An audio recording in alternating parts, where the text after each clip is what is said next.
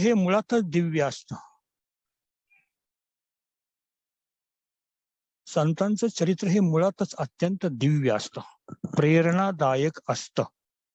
त्यामुळे संत कलियुगामध्ये अवतार घेतात ही मुळी भगवंताच्या इच्छेने आणि भगवत कार्य करण्यासाठी संतांचा अवतार असतो. धर्माची संस्थापना करणं हे भगवंताचं कार्य आहे, पण त्या धर्माची वृद्धी कोणी करायची? अर्थात संतांनीच करायची. म्हणून भगवंत संत रूपाने अवतीर्ण होत असतात. आपण महिला संत अशा संत बहिणाबाईंच्या आध्यात्मिक जीवनाचा पूर्वार्ध मागील प्रवचनामध्ये पाहिला. आता उत्तरार्ध, ज्याला आपण बहिणाबाईंच्या जीवनातलं तुकाराम पर्व अर्थात जगद्गुरु तुकोबांचा सहवास, हा जो बहिणाबाईंना लाभलेला आहे हा भाग, आणि याच्यानंतर बहिणाबाईंचं जे दिव्य तत्वज्ञान आहे त्याचा यापुढे आपण विचार करणार आहोत, चिंतन करणार आहोत. थोडस मागील अवलोकन पाहिलं असता आपण आजपर्यंत ज्या मुद्द्यांचं चिंतन केलं ते मुद्दे असे की बहिणाबाईंची ही परमार्थ साधना मागील 12 जन्मांची आहे. त्यांच्या लहान वयातच म्हणजे वयाच्या 3ऱ्या वर्षी त्यांचं लग्न, 30 वर्षे वयाच्या एका बीजवराशी झालं. रत्नाकर पाठक असं नाव. पुढे त्यांना गाव सोडून बाहेर पडावं लागलं, पायी भटकंती करावी लागली, तीर्थयात्रा कराव्या लागल्या. तीर्थयात्रा करण्यामध्ये त्यांची काही वर्षे गेली आणि पुढे त्या कोल्हापूरला येऊन स्थायिक झाल्या. तिथे जयराम स्वामींची त्यांची भेट झालेली आहे आणि जयराम स्वामींच्या मुळे त्यांना कीर्तनाची गोडी लागलेली आहे. तीर्थयात्रा करतानाच त्यांचा अंतरंग हे भक्तीने भरून गेलेला आहे. त्यांच्या अंतरंगामध्ये भक्तीचं बीज पंढरपुरामध्ये असताना पेरलं गेलेलं आहे. जयराम स्वामी वडगावकर यांच्या कीर्तनाने त्या बीजाला अंकुर फुटलेला आहे. आणि विशेष म्हणजे जयराम स्वामींच्या कीर्तनातून त्यांनी ऐकलेले जगद्गुरु तुकाराम महाराजांचे अभंग, याचा अतिशय वेधक परिणाम, आणि तुकोबरायांशी मला सद्गुरु रूपामध्ये केव्हा भेट होईल अशी तळमळ बहिणाबाईंना लागलेली आहे. त्याच काळामध्ये गाय आणि वासराची कथा आपण मागच्या पाठामध्ये बघितली की गाय आणि वासरू आणि बहिणाबाई हे तिघेही योगभ्रष्ट होते. त्यातील वासरू मेल, त्या वासराची समाधी तिथेच कोल्हापूरमध्ये बांधलेली आहे. त्यामुळे बहिणाबाईंचा महिमा वाढू लागल्यामुळे त्यांच्या पतीने त्यांचा खूप छळ केला. त्यामुळे परमार्थ सोडण्याची वेळ बहिणाबाईवरती आलेली आहे. पतीने तर सांगितलं की तू जर हे नाही सोडलं, नाही बंद केलं हे तुझं कीर्तनाला जाणं वगैरे हे परमार्थ, तर मी तुला सोडून निघून जाईल. पतीचा वियोग नको, पती सेवेचाच निश्चय करायचा असं त्यांनी ठरवलं. आणि त्या पतीला अनुसरायला लागल्या, परंतु त्यांचे पती काय ऐकेना. त्यांनी सांगितलं तू काही जरी केलं आता तरी मी आता तुला सोडूनच जाणार. आणि त्यावेळेस बहिणाबाईंच्या असा छळ केल्यामुळं म्हणा त्यांच्या पतीला, त्याच्या अंगाला प्रचंड दाह होऊ लागला. मग त्यांच्या पतीच्या लक्षात आलं की आपण आपल्या पत्नीचा छळ केलेला आहे, तुकाराम महाराजांची निंदा केलेली आहे, त्यामुळे आपल्याला ही शिक्षा मिळालेली आहे. त्यांनी तुकाराम महाराजांना कळकळून विनंती केली की माझ्या अंगाचा दाह तुम्ही दूर करा. मग तुकाराम महाराज त्यांना एका ब्राह्मणाच्या रूपात भेटलेले आहेत. बहिणाबाईंच्या पतीच्या अंगाचा दाह शमन झालेला आहे. त्याच काळामध्ये म्हणजे तत्पूर्वीची घटना, बहिणाबाईंना स्वप्नात तुकोबरायांचा अनुग्रह झालेला आहे आणि आपण आता तिथून निघून यावं असा एक आदेश सुद्धा तुकोबरायांनी बहिणाबाईंना केलेला आहे. इकडे हा चमत्कार घडल्यामुळं म्हणा बहिणाबाईंच्या पतीचं मन आता वळलेलं आहे, त्यांच्या पतीला उपरती झालेली आहे आणि आपणही तुकाराम महाराजांना भेटावं आणि त्यांची कृपा संपादन करावी असा भाव बहिणाबाईंच्या पतीच्या मनामध्ये निर्माण झालेला आहे. आणि अशा प्रकारे मग ते सर्व कुटुंब कोल्हापूरमधून देहू गावी त्यांनी प्रस्थान केलेलं आहे. इथपर्यंतचा भाग आपण मागील व्याख्यानाच्या वेळेस, प्रवचनाच्या वेळेस पाहिलेला आहे. आता या पुढचा भाग आपल्याला बघायचा आहे. बहिणाबाई अर्थात देहूला आलेल्या आहेत आणि त्यांनी तिथं येऊन म्हणजे स्नान वगैरे केलेलं आहे. इंद्रायणीमध्ये स्नान केलेलं आहे. आणि ज्या ब्राह्मण वेशात तुकोबांनी कृपा केली बहिणाबाईंच्या पतीवरती, बहिणाबाईचे पती म्हणालेले आहेत बहिणाबाईंना, चला आता आपण देहुला जाऊ, तिथे हरिभक्ती करू, तुकोबाचे गावी जाऊनीचा राहावं, मनीचा दृढावं धरून या. आणि कपिला गायी सहित ते देहूला आलेले आहेत. इंद्रायणी स्नान केलेलं आहे. आता मंदिरामध्ये चाललेले आहेत. मंदिरामध्ये तुकाराम महाराज भगवंताची आरती करत आहेत. तुकाराम महाराजांना बहिणाबाईंनी प्रत्यक्ष पाहिलेलं नाही. त्यांना स्वप्नामध्ये तुकोबरायांनी अनुग्रह देताना जे तुकोबराय दिसले होते तसेच असतील का तुकाराम महाराज दिसायला, मला जसे स्वप्नात दिसले तसेच असतील का, असं कुतूहल सुद्धा बहिणाबाईच्या मनामध्ये निर्माण झालेलं आहे.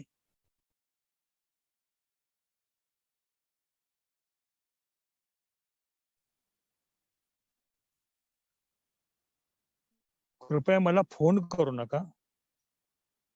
मंदिरामध्ये आलेले आहेत आणि तुकोबाचे ध्यान पुरी कोल्हापुरी जे स्वप्नात केले ते ध्यान डोळा प्रत्यक्ष देखोनी आनंद लोचनी हेलावत. बहिणाबाईंना जसं स्वप्नामध्ये तुकोबराय दिसले होते ना, तसंच मंदिरामध्ये आरती करताना बहिणाबाईंना तुकोबरायांचं ध्यान झालं. तसंच्या तसंच त्यांनी पाहिलेलं आहे. आता राहायचं कुठं? मग कोंडाजी पंत म्हणजे तुकोबरायांचे शिष्य, त्यांनी बहिणाबाईंशी निवास व्यवस्था कुठं करायचं हे ठरवलं. तर तिथे गावामध्ये मंबाजीचा मोठा वाडा होता. आता एवढ्या मोठ्या वाड्यामध्ये एका बाजूला काय हरकत आहे या कुटुंबाला राहायला, म्हणून कोंडाजी पंत बहिणाबाई त्या कुटुंबाला घेऊन मंबाजीच्या वाड्यामध्ये गेले. मंबाजी तिथला अत्यंत दुष्ट प्रवृत्तीचा मनुष्य होता. हा पारमार्थिक आहे, सर्व ब्राह्मण आचार पालन करत आहे, पण वृत्ती मात्र वाईट आहे. सज्जनांना त्रास देणारी ही वृत्ती आहे. मंबाजीने त्यांना हाकलून दिला, चला निघा इथून, माझ्या वाड्यात नाही राहायचं. मग तुकोबांनी त्यांची सोय केली. तुकाराम महाराजांनी वाड्यातील ओवरीमध्ये या कुटुंबाला राहायला जागा दिलेली आहे. उलट बहिणाबाईंना जास्तच आनंद झाला, कारण त्या म्हणतात, बहिणी म्हणे मग राहिलो देहूस धरुणी हव्यास तुकोबाचा. आता तुकोबराईच माझ्या दृष्टीपुढे मला दिसतील. आता त्यांच्या वाड्यातच राहते म्हटलं, रोज त्यांचं दर्शन होणार, मंदिरात रोज त्यांची कीर्तन ऐकायला मिळतील. आणि खरंच तसंच झालेलं आहे. बहिणाबाईंना आता खरा अत्यानंद झालेला आहे. आजवर झालेल्या परिश्रमाचा चीज झाल्याचं त्यांना वाटू लागलेलं आहे. आणि तसा त्यांनी अनुभव सुद्धा व्यक्त केलाय बरं का. देवळात कथा सर्व काळ होत, श्रवण करीत दिन रात्री रात्रंदिवस. मंदिरात जे काही कथा कीर्तन पूजन जे चाललं असन, भजन वगैरे, ते आम्ही आमच्या कानावर पडत आहे, आम्ही ते श्रवण करत आहोत.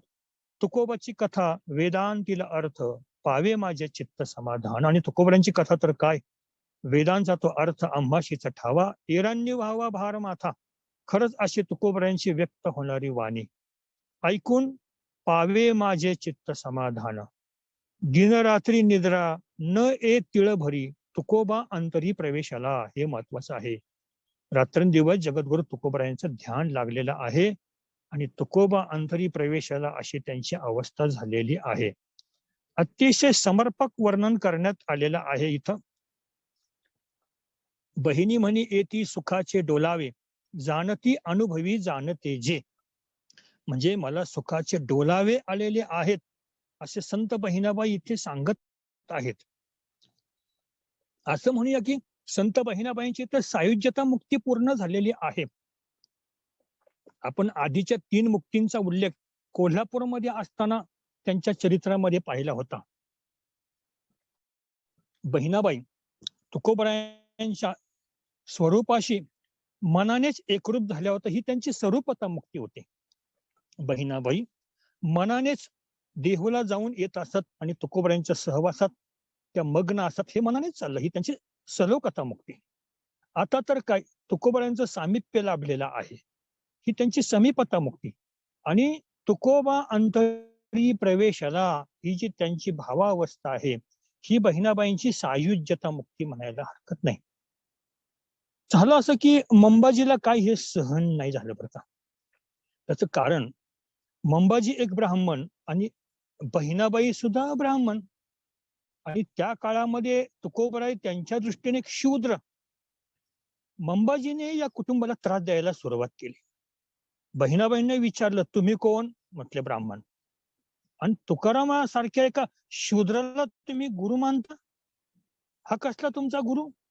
हे बघा, त्या तुकारामाला सोडून द्या, माझ्याकडे या, तुम्ही माझे शिष्य व्हा, मी तुम्हाला मंत्र देतो, मी तुमचा गुरु होतो.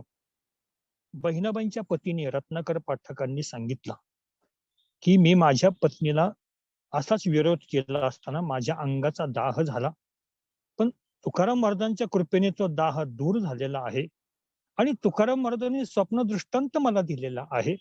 ही सुद्धा घटना बहिणाबाईंच्या पतीने मंबाजीला सांगितलं. मग तर मंबाजी आणखी चिडतो. तो म्हणतो, असलं कसं, असं शक्य आहे का? हा शूद्र तुकोबा आहे, याला अधिकार सुद्धा नाहीये. तुकाराम महाराजांची निंदा करू लागला हा मंबाजी. काय म्हणतोय बघा, स्वप्नीचा अनुग्रह गुरु केला शूद्र, तोही बळीभद्र ज्ञानहीन, म्हणे स्वप्नात अनुग्रह दिला आणि गुरु केला. कोण केला गुरु?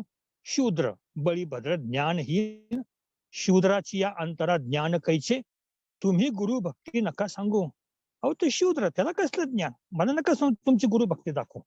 हे बघा, माझं तुम्ही शिष्यत्व पत्करत असाल तर ठीक आहे, नाहीतर आम्ही तुम्हाला वाळीत टाकू. अरे तुम्ही ब्राह्मण असू नका शूद्राला शरण जाता, त्याचं गुरुत्व तुम्ही मिरवता, गुरुत्व तुम्ही पत्करता, त्यांना शरण जाता. आणि तुम्ही जर कोठे जेवायला जर गेलात ना, तर लक्षात ठेवा, मी दिवाणात खटला घालेन तुमच्या विरुद्ध, धमकी दिली. आता बहिणाबाईंना मोठी अवघड परिस्थिती निर्माण झाली त्या कुटुंबाला. कारण आलोय एवढा प्रवास करत आणि एवढ्या सायाशाने जगद्गुरु तुकोबरायांची प्राप्ती झालेली आहे. तुकाराम महाराजांचं गुरुत्व, त्यांची कृपा आपल्याला प्राप्त झालेली आहे, आणि आता हा मंबाजी आपला छळ करतोय. काय करावं? मंबाजी म्हणतोय त्यांना, तुम्ही कोठे जाल भोजनाशी जरी, दिवाणात तरी घालीन मी. आता तेवढा त्या काळात मंबाजी सारख्या लोकांचा अधिकार होता. महाजीपंत कुलकर्णी त्यांनी बहिणाबाईंची ही अवस्था बघितली. त्यांनी धीर दिला, सांगितलं, चला माझ्या स्वतःचा वाडा तुम्हाला मी राहायला देतो. मग मग तर मंबाजी आणखी चिडला. कारण एक तर बहिणाबाईंना आश्रय देणारा महाजीपंत कुलकर्णी म्हणजे पुन्हा ब्राह्मणच, आणि आपल्या विरोधात तो बहिणाबाईंना आश्रय देतो म्हणजे काय? मंबाजी बहिणाबाईंच्या पाठीशीच लागला. देहूतून निघून जा, देहूत राहायचं नाही, निघून जा देहूतून. आता काय करायचं? तुकोबांच्या संकीर्तनाला, त्या लाभाला आपण मुकणार, आपल्या जगद्गुरूंची कृपादृष्टी आपल्याला पाहायला मिळणार नाही. त्यांच्या ती अमृतमय बोल, ती वाणी आता आपल्याला पुन्हा ऐकायला मिळणार नाही. मंबाजी शांत नाही बसला. मंबाजीने जे करायचं ते केलंच. त्याने तक्रार केली. पुणे शिरवळ प्रांताचे सरदेश पांडे राजयोगी आप्पाजी गोसावी यांच्याकडे पत्र लिहून पाठवलं मंबाजीने की आमच्या देहू गावामध्ये काही ब्राह्मण लोक भ्रष्ट झालेले आहेत, त्याच्यात बहिणाबाई शिवरगावकर आहेत. त्या ब्राह्मणांनी स्वधर्माचा लोप केलेला आहे. त्यामध्ये प्रामुख्याने रामेश्वर भट्ट आहेत, महाजीपंत कुलकर्णी आहेत, बहिणाबाई शिवरगावकर आहेत, आणि हे सगळे त्या शूद्र तुकोबाच्या नादी लागलेले आहे. अहो, ब्राह्मण धर्म लोपला लोपला, ह्या ब्राह्मणावरती कठोरातली कठोर शिक्षा करा, अशा प्रकारचं खरमरीत पत्र मंबाजींनी पाठवले सरदेश पांडे यांना, यांच्यावरती काहीतरी कारवाई व्हावी म्हणून. पण आप्पाजींकडून त्यांना फक्त एवढंच उत्तर आलं मंबाजीला, यथाकाले कार्यसिद्धी होईल.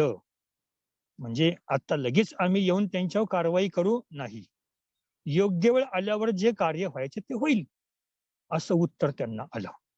मग तर मंबाजी खूपच चिडले. मग त्यांनी बहिणाबाईंचा छळ सुरू केला. आपल्या भक्तीमध्ये विघ्न आलेलं आहे, काय करणार अशा वेळेस? त्यावेळेची समाज व्यवस्था कशी होती विचार करा. खरं म्हणजे अजूनही असे मंबाजी नाहीत असे नाहीत. ही मंबाजीची प्रवृत्ती आम्ही उच्च, आम्ही श्रेष्ठ साधक, आम्ही ज्ञानी, आम्ही महान, अशी मंबाजीची वृत्ती अजूनही आहे. बहिणाबाईंनी भगवंताला प्रार्थना केली, माझे अंतरीचे जाणतोशी तूची, चित्तात द्वेषाशी थार नाही. देवा, मी तर या मंबाजीचा कधी द्वेष केलेला नाही, करणारही नाही. हे विघ्न आणले याशी तू निवारी. तुकारामा शिरी आहे शितो, तुझी कृपा तुकाराम महाराजावरती आहे, मग माझ्यावर सुद्धा राहू दे ना. मी केवढ्या मोठ्या अडचणीमध्ये संकटात सापडलेले आहे. आत्ता कुठं मला माझ्या सद्गुरूंचा लाभ झालेला आहे ना, हा ब्राह्मण आमचा द्वेष होतोय. हा मंबाजीचा जो विरोध होता तो प्रामुख्याने कशाला होता माहितीये का?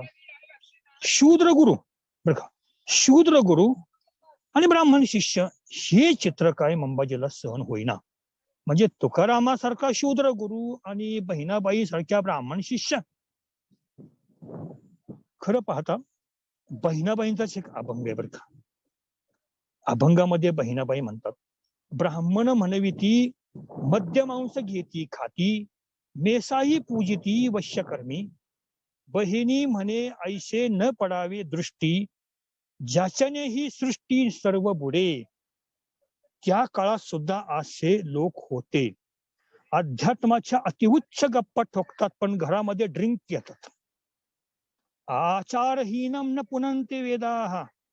आमचा वारकरी संप्रदाय आचाराला महत्व होतं. तुमच्या ज्ञानाला काय महत्व ना? इथं ज्ञान तर कोणीही मिळवीन, मोठ्या ज्ञानी होण्याला काही किंमत इथं दिलेली नाहीये. प्रमुख आहे इथं तुम्ही महाजनो येन गतस पंथाः, एथ वडील जे करती तया नाम धर्म ठेविती, एरथे आचरती सामान्य सकळ. हा नियम आहे. तुमचे विचार कसे आहे याला महत्व नाही, तुमचे आचार कसे आहे याला महत्व आहे. आणि त्या लोक आचार पाहतात.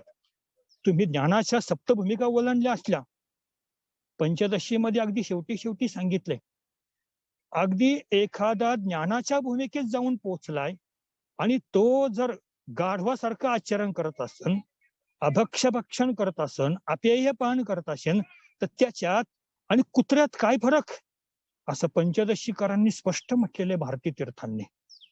त्यामुळं बहिणाबाई पुढे सांगतात, वरी वरी वेश संतांचा, भीतरी धुमकस इंद्रियांचा. काही जण वरवरचा भगवी कपडे वगैरे परिधान करून येतात. परवा टिळक सरांनी सुंदर सांगितलं, ऐसे संत झाले कली बोल बोल तो न पारी. फार महत्वाचं आहे. आत्ता सुद्धा त्या ही गोष्ट जुळते जी बहिणाबाईंनी त्या काळामध्ये व्यक्त केलेली आहे. कीर्तनामध्ये, प्रवचनामध्ये हे लोक येऊन बसतात, तिथे शांत बसतात, मुद्रा लावून बसतात आणि नंतर पाठीमागून ते भुंकतात. असे अनुभव येतात बघा. हे मी म्हणत नाहीये, बहिणाबाईंच्या अभंगातलं प्रमाण आपला वाचून दाखवतो. सभा देखोनी धरी मौन, मागे भुंके जैसे श्वान. बहिणी म्हणे हे भांड, अशास कोठे व्याली रांड. बापरे, आता ही त्यांची भाषा आहे बरं का. तुकोबांची वाणी बघा, महाराशी शिवे कोपे, ब्राह्मण तो नव्हे.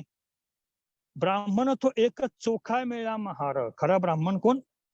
जरी जातीने महार असले, त्या काळात जाती व्यवस्था कडक होती. आता ही जाती व्यवस्थेचं बंधन राहिलेलं नाही आणि त्यावेळेस जी काही कडक भूमिका होती ती आता राहिली नाही. पण त्या काळाप्रमाणे विचार केला असता, खरा ब्राह्मण कोण? तुकोबरा सांगतात, एक चोखा मेळा महार. कारण भेदाभेद ब्रह्म अमंगळ. आपण एवढं पत्र पाठवून सुद्धा सरदेश पांड्यांनी काहीच कारवाई केली नाही, दिवाणातून काहीच प्रतिसाद आला नाही. मंबाजी चिडले. काही करून बहिणाबाईंना त्रास द्यायचा. बहिणाबाई देहू सोडून जात नाही. इतका त्रास देऊन सुद्धा बहिणाबाई देहू सोडून जात नाही. खरं म्हणजे ह्या लोकांची एक अशी मानसिकता असते, कसंही करून आपला विचार सारखा सारखा सारखा समोरच्याच्या माथी मारायचा आणि मानसिक दृष्ट्या त्रास द्यायचा. मंबाजीने मग काय केलं, बहिणाबाईंची जी गाय होती ना, ती कपिला गाय चोरली.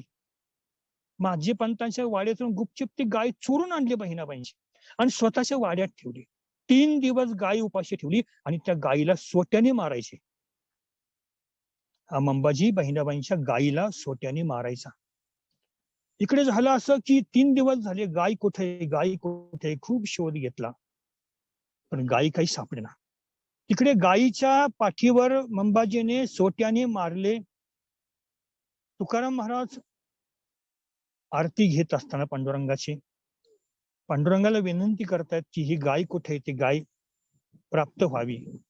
तिकडे गाय हंबरते. 3 दिवसाची उपवासी गाय आहे. मंबाजी तिला बडवतोय आणि गायीला पाठीवर मारलेल्या खुणा इकडे तुकोबरांच्या पाठीवर उमटल्या. बघा, हा सर्व आत्ममय झालेला भाव कसा असतो बघा. जगद्गुरु तुकोबराय सर्वात्ममय झालेले आहेत. ही अतिशय महत्वाची बाब आहे की असं ज्यावेळेस होतं त्यावेळेस आपल्याला एका घटनेचं साधर्म्य इथं आपल्याला निश्चितच समजून येईल की पैठणला रेड्याच्या पाठीवर जे मारलेले फटके, ते फटके ज्ञानोबरांच्या पाठीवर उमटले होते. ही कथा आपल्याला माहिती आहे. तसे इथे गायीला मारलेले फटके तुकोबरांच्या पाठीवरती उमटले होते. काय वैशिष्ट्य असं बघा, आमच्या वारकरी संप्रदाय हे जे काही महान संत होऊन गेले ना, त्यांच्या चरित्रामध्ये त्यांचा संबंध कोणत्या ना कोणत्या एका पशुशी आलेला आहे बघा. म्हणजे ज्ञानोबरायांचा संबंध रेड्याशी आलेला आहे. रेड्यामुखे वेद बोलविला, गर्भद्विजांचा हरविला, शांतिरूपे प्रगटला ज्ञानोबा माझा. अर्थात ज्ञानोबांचा संबंध कुठे येतो? ज्ञानोबांचा संबंध रेड्याशी येतो, रेडा या पशुशी येतो. तसंच नामदेवरायांच्या घरातून कुत्रा त्यांच्या टोपल्यातून भाकरी घेऊन पळाला, त्यावेळेस नामदेवराय त्याच्या पाठीमागं तुपाची वाटी घेऊन धावत गेले. मागच्या एका व्याख्यानामध्ये डॉक्टर सदानंद मोरे यांनी दृष्टांत सुंदर सांगितला होता. म्हणजे नामदेवरायाचा संबंध एका कुत्र्याशी आलाय बरं का, गमतीने सांगायचं असं. आणि एकनाथ महाराज काशीवरून गंगेची कावड घेऊन रामेश्वरला चालले असताना वाटेमध्ये, वनामध्ये, जंगलामध्ये एक गाढव तळमळत आहे, पाण्याविना तडफडत आहे. नाथांनी आपली काशीची गंगेची कावड त्या गाढवाच्या मुखामध्ये रिचवलेली आहे. हे कशामुळं? हे काय आहे? याच्यातून आपलं काय सिद्ध होतं की अशा प्रकारे एकनाथ महाराजचा संबंध एका गाढवाशी येतोय बरं का. आणि याच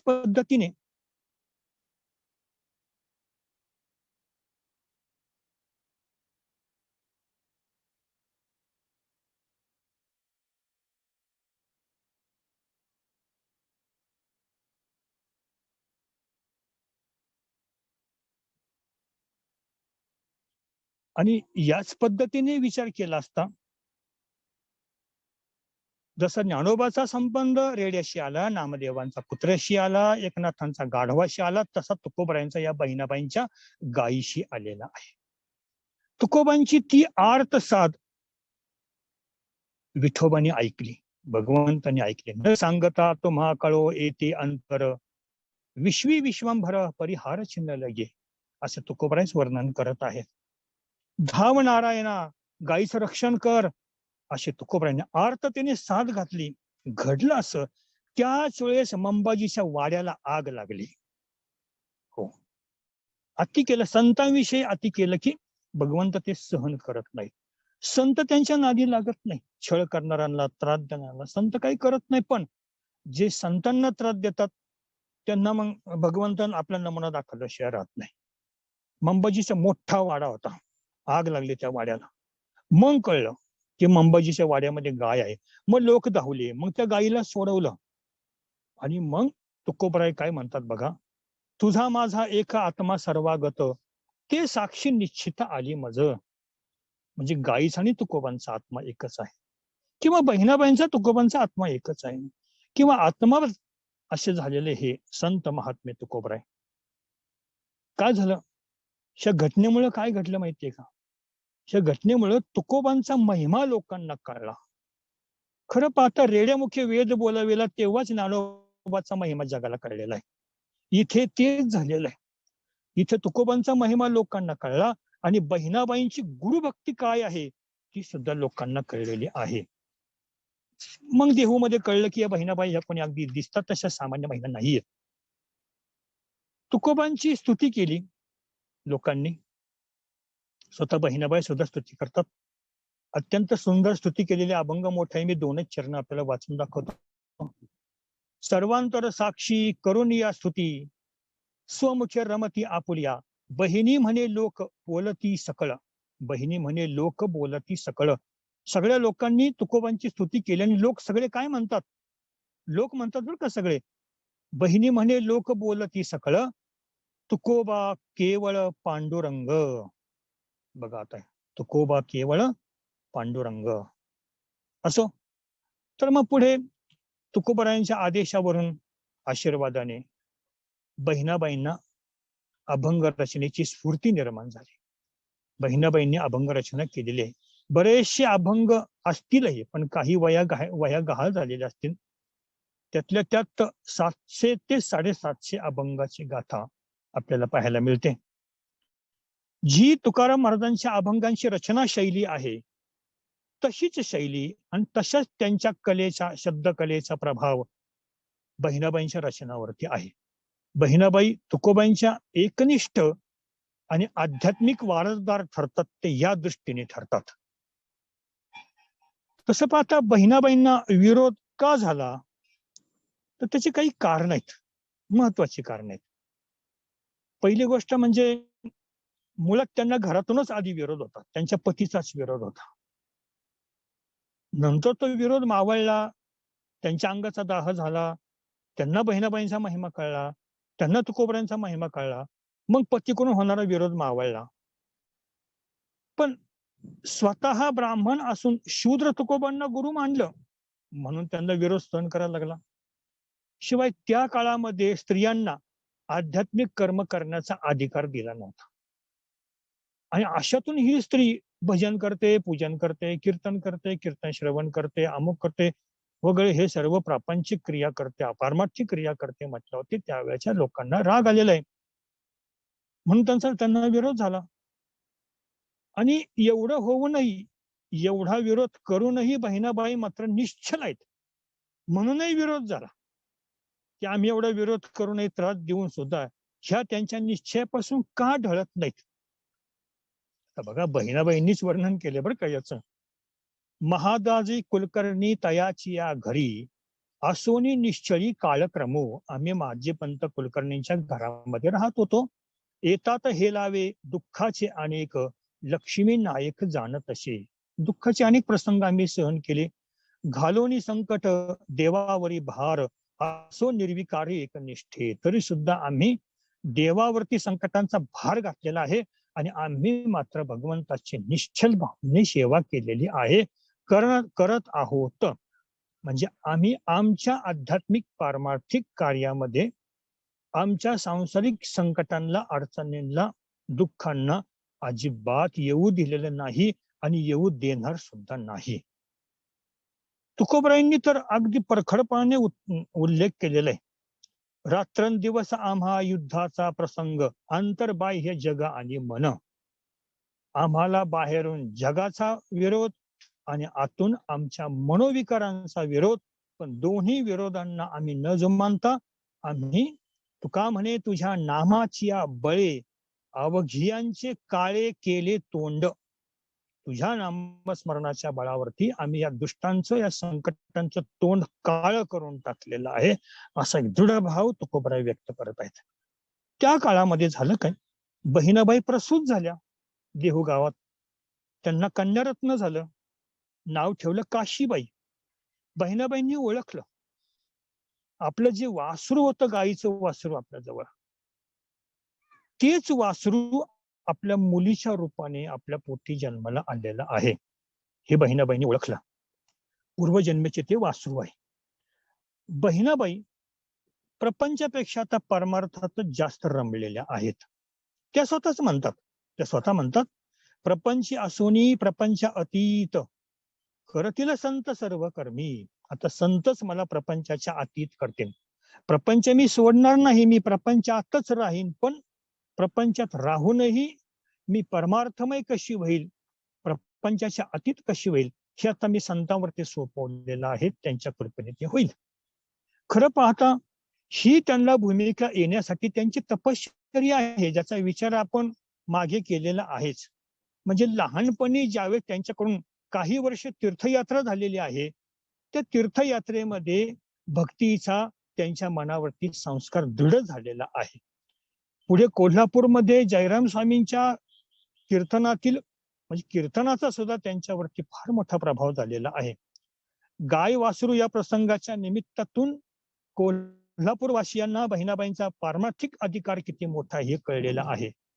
त्यांच्या पतीने त्यांचे अतिशय द्वेष केला, त्यांना मारलं, त्यांना काठीने बडवून त्यांचे हातपाय बांधून त्यांचं मोठं त्यांनी गायी पुढे नेऊन टाकलं होतं. तरी सुद्धा त्यांनी परमार्थनिष्ठा सोडलेली नाही. आणि विशेष म्हणजे त्यांनी आपल्या पतीशी सुद्धा एक भाव ठेवलेला आहे. आणि त्याच्यानंतर त्यांची परमार्थनिष्ठा फळाला आलेली आहे आणि तुकोबरांनी त्यांना अनुग्रह दिलेला आहे. हा पण भाग त्याच्यामध्ये येतो. सांगायचं काय तर बहिणाबाईंची ही जी परमार्थनिष्ठा जी आहे, ही परमार्थनिष्ठा अत्यंत उज्ज्वल आहे, अत्यंत श्रेष्ठ आहे.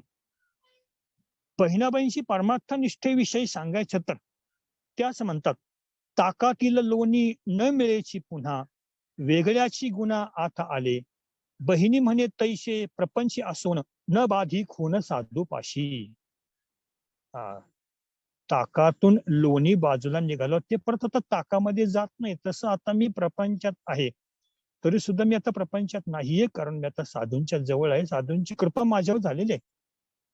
आनंद ओवरीमध्ये बहिणाबाईंना 3 दिवस नाम समाधी लागलेले. आपल्या त्या ओवरीमध्ये बहिणाबाईंचा पुतळा आता बघायला मिळतो, मूर्ती पाहायला मिळतं का? आपण देहू गावात गेलो आणि उजवी घालू लागलो मंदिराला, राम मंदिराकडून उजवी घालून मुख्य मंदिराच्या पाठीमागे आलो, पुन्हा उजवी घालत पुढे गेल्यानंतर शिळा मंदिर आहे.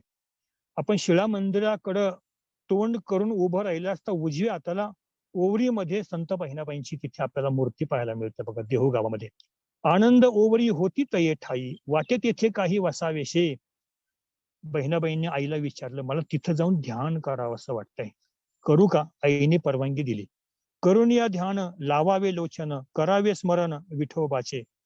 बहिणी म्हणे तेथे पुसोनी मातेशी, क्रमियल निशी 3 रात्र बहिणाबाईंना तिथं समाधी लागली होती. ती नाम समाधी होती बहिणाबाईंना. आणि त्या आनंद ओवरीत पुन्हा तुकोबरायांचं दर्शन झालं बहिणाबाईंना.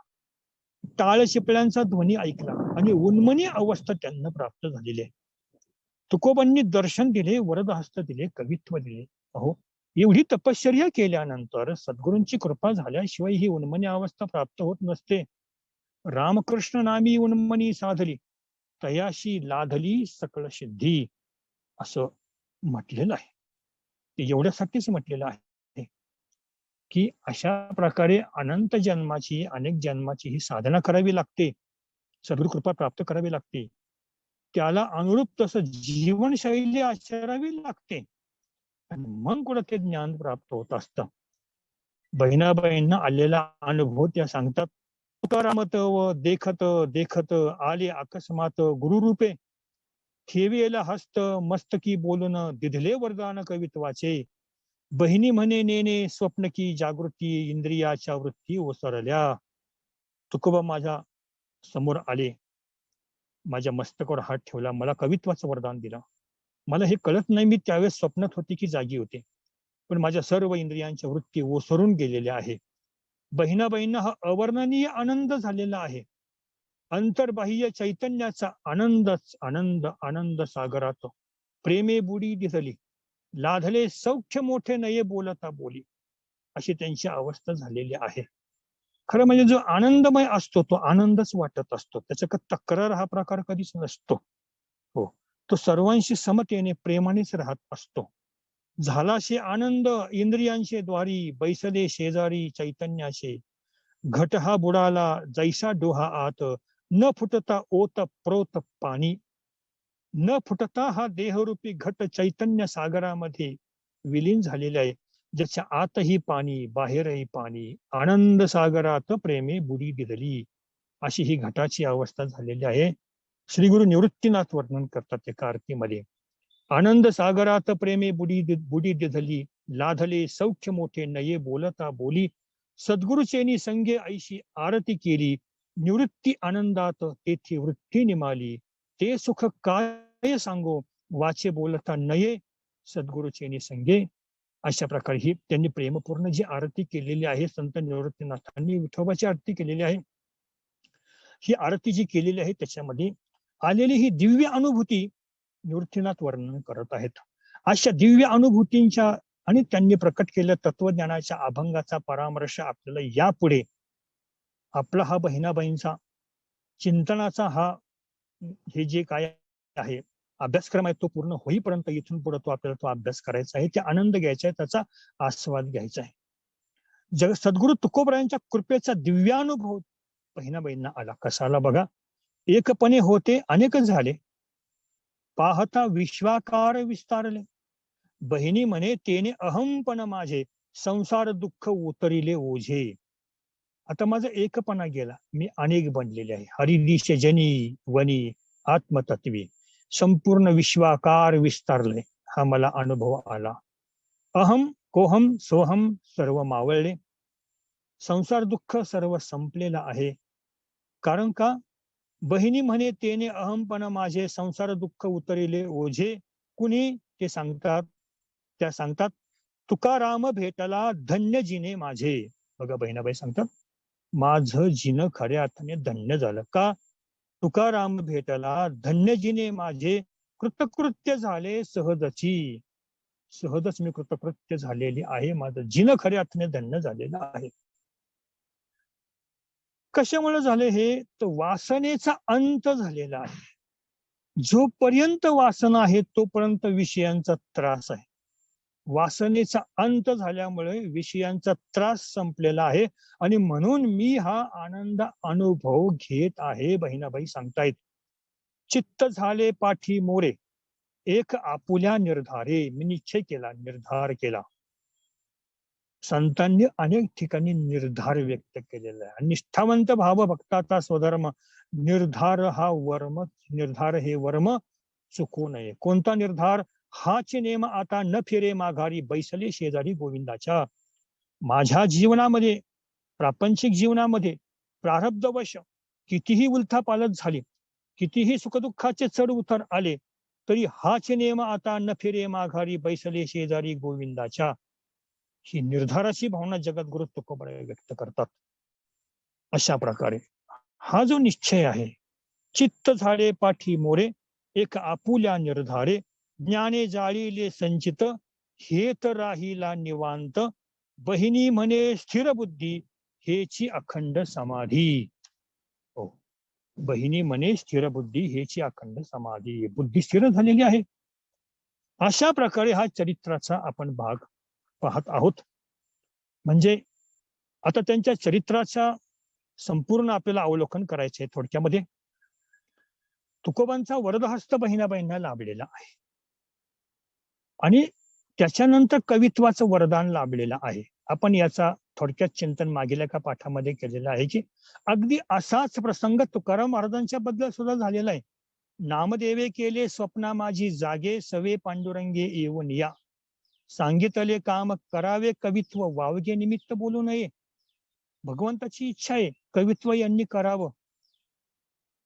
एकनाथ महाराज ज्यावेळेस भावार्थ रामायण लिहित होते त्यावेळेस त्यांनी वर्णन केलेलं आहे की मी झोपलो तरी श्रीराम मला उठवायचे, नाथा उठ, तुमचा अवतार कार्य आता संपत आलेला आहे, भावार्थ रामायण हा एकदाच लिहून पूर्ण करा. तरी सुद्धा नाथांकडून तो भावार्थ रामायण ग्रंथ लिहून पूर्ण झाला नाही. तो पुढे त्यांच्याच कृपेने त्यांचे शिष्य गावबा याने युद्धकांडातल्या ठराविक भागापासून पुढे उत्तरकांड पूर्ण करेपर्यंत गावबाने पूर्ण केलेला आहे. भगवंताची इच्छा आहे ते कवित्व जे तुकोबरायांच्या मुखातून नामदेवरायांच्या कृपेने, भगवंताच्या कृपेने स्वप्नदृष्टांताने प्राप्त झालं, तसा स्वप्न म्हणा किंवा अनुग्रह म्हणा तुकोबरायांनी बहिणाबाईंच्या मस्तकावर हात ठेविला मस्तकी, प्रसाद देऊन केले सुखी. मस्तकी तो जाना ठेविला कर. ही आपल्या नाथपंथाची परंपरा आहे. मस्तकावरती हात ठेवणं. तुकोबरायांनी सांगितलं की सापडविले वाटे जाता गंगा स्नाना, मस्तकी तो जाना ठेविला कर. बाबाजी आपुले सांगितलेले नाम मंत्र दिला राम कृष्ण हरी. बाबाजी चैतन्याने तुकोबरायांच्या मस्तकावरती हात ठेवला. कसा हात ठेवला माहितीये का? जाना हात ठेवला. जाना म्हणजे जाणता.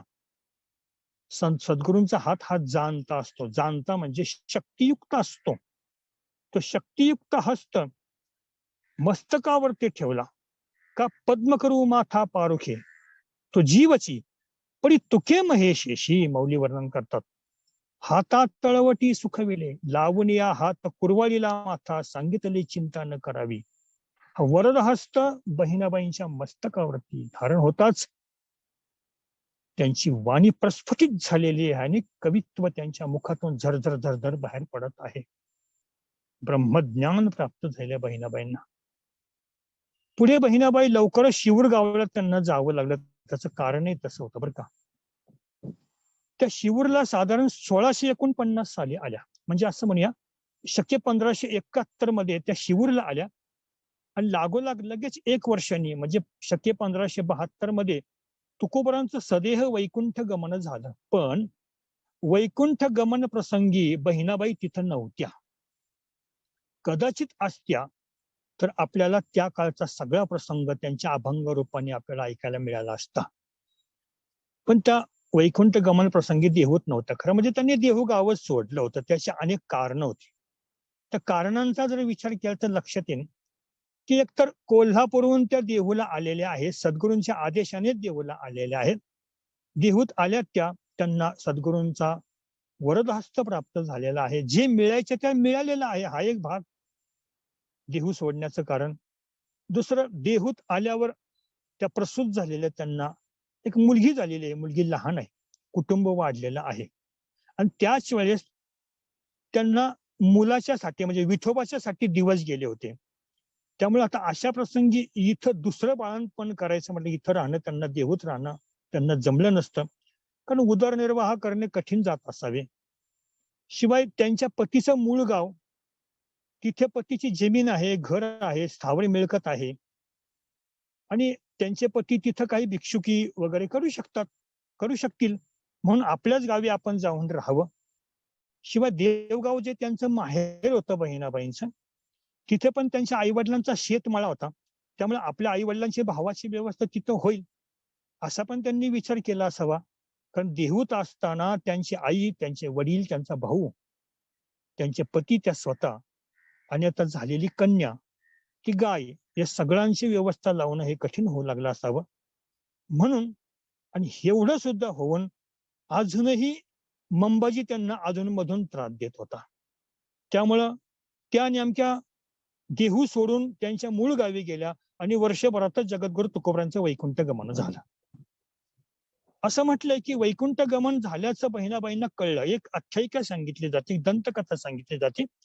कदाचित ती खरी असेल नसेल तो भाग वेगळा, कारण त्याच्याविषयी काही प्रमाण पुरावा मिळत नाही. ती ऐकीव कथा आहे की आपल्या सद्गुरूंचं वैकुंठ गमन झालंय हे बहिणाबाईंना कळलं. त्या शिवूरवरून देहूला आल्या आणि 18 दिवस त्यांनी उपोषण केलं का तुकोबरांचं दर्शन व्हावं म्हणून. आणि 18 दिवस उपोषण केल्यावरती तुकोबरांनी दर्शन दिलेलं आहे. अर्थात याविषयी कसलाही अभंगाचा कुठलाही पुरावा मिळत नाही. त्यामुळे ही एक आपण आख्यायिका म्हणजे एक दंतकथा म्हणूनच समजूया. पुढे 50 वर्ष शिवूरलाच त्यांचं वास्तव्य झालेलं आहे. कारण बहिणाबाईंना त्या मानाने आयुर्मान पुष्कळ लाभलेलं आहे. 72 वर्ष त्यांचं आयुष्य होतं. आणि मग बहुधा त्यांनी जेवढ्या अभंग रचना केलेल्या असतील त्या बहुधा त्याच्यानंतरच्या म्हणजे शिवूरच्या वास्तव्यात केलेल्या आहेत. बहिणाबाईंचा जन्म शके 1550 म्हणजे इसवी सन 1628 मध्ये झालेला आहे आणि बहिणाबाईंचं निर्याण शके 1622 म्हणजे इसवी सन 1700 साली झालेलं आहे. म्हणजे बहिणाबाईंचं एकूण आयुर्मान 32 वर्षांचं आहे. बहिणाबाईंना पुढे आपल्या मृत्यूची चाहूल लागलेली आहे. 18 दिवस आधी बहिणाबाईंना 18 दिवस आधी स्वतःच्या मृत्यूची चाहूल लागलेली आहे आणि ते त्या आपल्या मुलाला सांगू इच्छित होत्या. पण त्यांच्या मुलाची पत्नी म्हणजे बहिणाबाईंची सून निवर्तल्यामुळे शुक्लेश्वर ह्या गावी त्यांचा मुलगा विठोबा तिथे आपल्या पत्नीचं सर्व क्रियाकर्म करण्यासाठी गेला होता. तिथे त्याला 13 दिवस राहावं लागलं होतं. त्यामुळं विठोबा तिथून धावत येईन आपल्या पत्नीचं कर्म करणार नाही म्हणून बहिणाबाईंनी विठोबाला आपल्या मृत्यूबाबत काही सांगितलं नाही. पण तिकडे त्याच्या पत्नीचे 13वा वगैरे झाला आणि आता 5च दिवस बहिणाबाईंना उरलेले आहेत. मग मात्र त्यांनी विठोबाला ताबडतोब बोलावलं. विठोबा म्हणला, आई तूच इकडे ये, इथेच आपण तुझी समाधी बांधू. पण परत एवढा प्रवास करून जाणं हे शक्य नव्हतं झालं, म्हणून विठोबालाच बहिणाबाईंनी आपल्याकडे बोलावलं. शिवूरला विठोबा आलेला आहे आणि शिवूर येथे बहिणाबाईंनी आपल्या समाधीचं स्थान सांगितलेलं आहे. तिथे प्रणिता नावाचं तीर्थ आहे, नदीकाठी प्रणिता नावाचं तीर्थ आहे, तिथे बहिणाबाईंची समाधी आहे.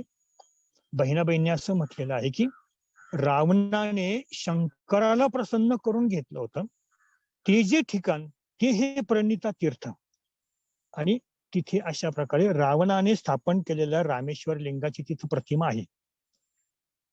आणि मग विठोबा आल्यानंतर बहिणाबाईंनी विठोबाला जे आपल्या मागील 12 जन्मामध्ये घडलेला आहे तो सगळा पूर्ववृत्तांत कथन कसा विस्तारपूर्वक केला तो आपण अगदी पहिल्या व्याख्यानातच बघितलेला आहे.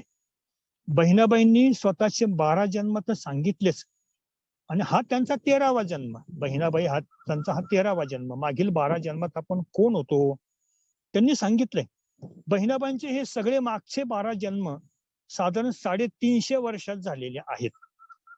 म्हणजे त्या जन्मामध्ये 3 जन्मात त्या वैश्य घरी होत्या, 4 जन्मात त्या गवळ्यांच्या घरी होत्या, 2 जन्म त्यांच्या क्षत्रियांकडे झालेले आहेत आणि 4 जन्म त्यांच्या ब्राह्मण कुळात झालेले आहेत. विशेष म्हणजे प्रत्येक जन्मात त्यांची साधना उत्तरोत्तर वाढत गेलेली आहे. गवळ्याच्या कुटुंबामध्ये त्यांचे 4 जन्म झाल्यामुळं त्यांच्याकडून गोसेवा खूप झालेली आहे. ते गाय आणि वासराचं ऋणानुबंध म्हणून तेच गाय आणि वासरू बहिणाबाईंना या जन्मामध्ये प्राप्त झालेले आहे. आणि आणखी ऋणानुबंध दृढ झाला ते वासरूच बहिणाबाईंच्या पोटी मुलीच्या रूपाने काशीच्या रूपाने आलेलं आहे. हे बहिणाबाईंनी सांगितलंय बरं का. आणि अशा प्रकारे बहिणाबाई सांगतात की बाळा आता माझा अंतिम काळ समीप आलेला आहे, तर नाही जन्म घेणे उठले धरणे वासनेचे. आता वासना कसली शिल्लक राहिलेली नाही, मला आता जन्म घ्यायचं कारणच उरलेलं नाही. मग शिवूरला राहून बहिणाबाईंनी काय केलं असावं बरं? तर बहिणाबाईंनी कीर्तन केलेली आहे, त्यांचे अभंग आहे त्याच्यावरती त्यांनी कीर्तन केल्याचं. बहिणाबाईंनी अनेकांना सोबत घेऊन पायी पंढरीची वारी सुद्धा केलेली आहे. आणि बहिणाबाईंनी 2 शिष्यांना घडवलेलं आहे. एक त्यांचा शिष्य आहे दीनकवी आणि दुसरा त्यांचाच पुत्र हा त्यांचा शिष्य आहे. बहिणाबाईंचं थोडक्यात आध्यात्मिक चरित्र आपण पाहतो ना, त्याच्या चरित्राचा आज समारोप होत आहे. म्हणजे तुकाराम महाराजांचा त्यांना आध्यात्मिक अनुग्रह लाभलेला आहे. बहिणी म्हणे मना केलाशे प्रकाश अस्तया उदयास ठाव नाही. आता मला उदय, कारण हा प्रकाश सद्गुरु तुकोबारायांच्या कृपेने मला प्राप्त झालेला आहे. ठेवून कर माथा उपदेशी तत्वम पद प्रणवाशी तो म्या साठविला हृदय भुवनी सद्गुरु कर वरदानी. तत्वम पदाचा बोध मला करून दिलेला आहे. हृदय भुवनामध्ये मी सद्गुरूला साठवून ठेवलेलं आहे. तापत्रय व्यथा मजन बाधी, आता मला त्रिविध तापांची बोळवण झालेली आहे. दिधली शांती समाधी, मी शांत अवस्थेमध्ये आहे. अशा प्रकारचे बहिणाबाईंनी ही अवस्था व्यक्त केलेली आहे. अतिशय दिव्य अशी अवस्था व्यक्त केलेली आहे. त्या पंढरीला गेलेल्या आहेत, पंढरीचे त्यांनी वर्णन केलेले आहे, ते अभंग आहेत पंढरीचे. अतिशय सुंदर अभंग बहिणाबाईंचा आहे. प्रणवरूप पंढरीचं त्यांनी दर्शन केलेलं आहे. प्रणव पंढरी विस्तारले क्षेत्र अर्धमात्रा तेथे चंद्रभागा. अकार उकार मकार आणि अर्धमात्रा. बिंदू वेणुनाद अनुहत गोविंद वाजवितो छंदे जाणती तो. बिंदू म्हणजे वेणुनाद. विठ्ठल अतीत आकारा वेगळा व्यापुनी राहिला पंढरीये. ते म्हणतात आकार भीमा उकार पुष्पावती मकार पद्माळे अर्धमात्रा चंद्रभागा बिंदू वेणुनाद पुंडलिक तेथे अनुभव राहिला बहिणी म्हणे केला विस्तार हा. अनेक अतिंद्रिय अनुभवाचं त्यांना दर्शन झालेलं आहे, त्याचा विस्तार आपण पुढे करणारच आहोत. पण थोडक्यात सांगायचं तर अद्वैत आपण ब्रह्म परिपूर्ण स्वानंद घन होऊन ठेले. बहिणीशी उन्मनी लागली अवस्था भोगी त्या परता ब्रह्मानंद. अखंड स्वानंद घन अवस्थेत उन्मनी अवस्थेमध्ये बहिणाबाई विराजमान आहेत. दिवस न राती प्रकाश न ज्योती तेथे निज वस्ती केली जीवे. मला तिथं आता दिवस रात्र काहीच कळत नाही. हा, चंद्र सूर्य मावळले असा त्याचा उल्लेख सांकेतिक भाषेमध्ये केला जातो. म्हणजे काय, रवीचा उदय असतानाही चंद्र सूर्याची असं म्हणा. चंद्र सूर्य म्हणजे इडा पिंगला नाडी तिच्यातून सुषुम्नेत नाडीमध्ये आता माझ्या शक्तीने प्रवेश केलेला आहे. त्यामुळे मला अखंड दिन आहे, अखंड प्रकाश आहे. दिवस न राती प्रकाश न ज्योती ते ते निज वस्ती केली जीवे. सच्चिदानंदाचा खुंटला संवाद तुटलाशी वाद जये ठाई. बहिणी म्हणे वस्ती मोडिली परेची वार्ता ओंकाराची नाही नाही. आता हा परेची वार्ता शिल्लक राहिलेली नाहीये. शेवटचाच विचार सांगतो. हरिभक्तपरायण वैकुंठवासी धुंडा महाराज देगलूरकर यांनी बहिणाबाई विषयी काय म्हटले बघा. महाराज म्हणतात, श्री तुकाराम महाराजांनंतर या वारकरी भागवत धर्माचे यश वृद्धिंगत करण्याचे कार्य तुकाराम महाराजांच्या नंतर दोन श्रेष्ठ व्यक्तींनी, दोन श्रेष्ठ संतांनी आपल्या गुरुच्या पावलावर पाऊल ठेवून केले आहे. खरं म्हणजे ते दोन्हीही श्रेष्ठ संत, दोन्हीही विभूतिमत्व तुकोबरायांचे शिष्य आहेत. हे विशेष. त्या दोन श्रेष्ठ व्यक्ती म्हणजे पिंपळण्याचे श्री निळोबराय. वास्तविक तुकोबरायांच्या वैकुंठ गमनानंतर निळोबरायांचा जन्म झालेला आहे, पण निळोबरायांसाठी तुकोबराय भूतलावरती आलेले आहेत. आणि दुसरी व्यक्ती आहे शिवूरच्या संत बहिणाबाई. संत मेळाव्यात श्री बहिणाबाईंचा अधिकार अलौकिक होता असे म्हणावे लागते. म्हणूनच या भागवत धर्म मंदिराच्या कळसात शोभणारी आणि सदा फडकत राहणारी ही ध्वजा आहे असे म्हटले तरी चालेल. बहिणी म्हणे फडके ध्वजा निरूपण केले ओजा. आपण इथे बहिणाबाईंचे हे आध्यात्मिक चरित्र पूर्ण केलेलं आहे. याच्या नंतर आपण बहिणाबाईंच्या अभंगातून जे विविध भाव व्यक्त झालेले आहेत, त्यांनी केलेलं उपदेशासन, त्यांनी केलेली साधनासन, त्यांना आलेले उच्चतेचे आध्यात्मिक अनुभव असतील, अशा प्रकारचा सगळ्याचा आपण थोडा थोडा परामर्श इथून पुढे आपण घेणार आहोत. आज एक अत्यंत महत्वाची आनंदाची बातमी आपल्या वारकरी वारसा विशारदच्या सर्व अभ्यासातून कळलेली आहेच, पण आपला सकल संत परिवाराचे आणि ह्या वारकरी वारसा विशारदाचे जे मान्यवर असे आपले शिक्षक आहेत, मार्गदर्शक आहेत, गुरु आहेत, ते डॉक्टर सदानंद मोरे सरांचं सर्वत्र म्हणजे नावलौकिक आहे, यात काय वाद नाही. परंतु त्यांच्या पाठीमागं जगद्गुरु तुकोबरायांची पूर्व परंपरा आहे. म्हणजे तुकाराम महाराजांच्या वंशातले ते एक आहेत, हा एक महत्वाचा भाग आहे. दुसरं असं की त्यांनी आजपर्यंत संत साहित्याची फार मोठी सेवा केलेली आहे. खूप संशोधन केलेलं आहे. अत्यंत साक्षेपी असे त्यांचं संशोधन आहे, अभ्यासपूर्ण संशोधन आहे. त्यांनी अनेक पुस्तकं, अनेक ग्रंथ लिहिले आहेत, परंतु त्यातल्या त्यात तुकाराम दर्शन हा त्यांचा अलौकिक ग्रंथ आहे. तर त्यांचा आज आपण विशेषत्वाने त्यांचं अभिनंदन करत आहोत. त्याचं कारण असं की महाराष्ट्राचे पूर्व मुख्यमंत्री यशवंतराव चव्हाण यांनी ज्या मंडळाची स्थापना केली आणि ज्या मंडळाचा कार्यभार आजपर्यंत विस्तारलेला आहे, अनेक अध्यक्षांनी येऊन त्या मंडळावरती अध्यक्षपद विभूषित केलेलं आहे. असं महाराष्ट्र राज्य साहित्य आणि संस्कृती मंडळ, त्या मंडळाच्या अध्यक्षपदी संत साहित्याचे ज्येष्ठ अभ्यासक आणि अखिल भारतीय मराठी साहित्य संमेलनाचे माजी अध्यक्ष डॉक्टर सदानंद मोरे यांची निवड झालेली आहे. ही आपल्या संत संघ परिवाराच्या दृष्टीने अतिशय अभिमानाची आणि आनंदाची बाब आहे. संतांकडून असं संत साहित्याचं उत्तुंग असं अभ्यास संशोधन व्हावं असा आम्ही तुकोबरायांच्या चरणी, पांडुरंगाच्या चरणी भाव समर्पित करतो आणि सरांचं मनपूर्वक अभिनंदन व्यक्त करतो. इथे मी माझी प्रवचन सेवा भगवत चरणी समर्पित करत आहे. आता विश्वात्मके देवी येणे